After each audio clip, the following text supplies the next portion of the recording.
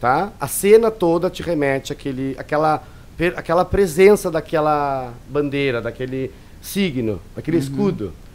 E que poderia estar já acontecendo na Barra do Chuí brasileira, na Hermenegildo, aqui na praça, sabe? Porque a gente tem vários personagens famosos em Santa Vitória.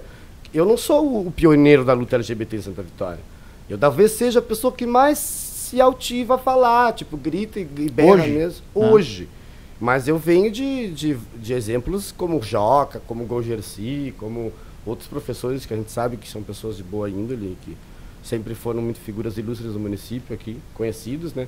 Carnavalescos como Magno, Sandro, são pessoas super competentes, né, na área deles. Então eu acho que eu sou mais um, só que eu venho com outro propósito. O propósito deles sempre foi o quê? Viver nessa sociedade, né? E ser... me perdoem eles, se não for isso que eles sintam, mas serem aceitos, né? De uma forma que consigam desempenhar as funções deles, como meus amigos. O Maguinho é meu amigo, eu sei, ele é costureiro, ele é cabeleireiro, né? Faz eventos, então, e está presente na sociedade, muito bem quisto por todos. E eu me orgulho disso, mas eu também tenho a minha luta. E a minha luta qual é?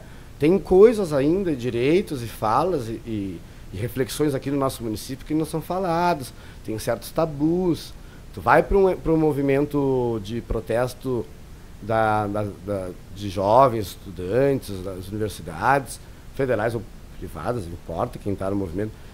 Tu vai para Pelotas, Porto Alegre, São Paulo, Brasília. Tem outras bandeiras e lutas que aqui, se tu falar, sim, capaz de te botar em fogo na fogueira, né?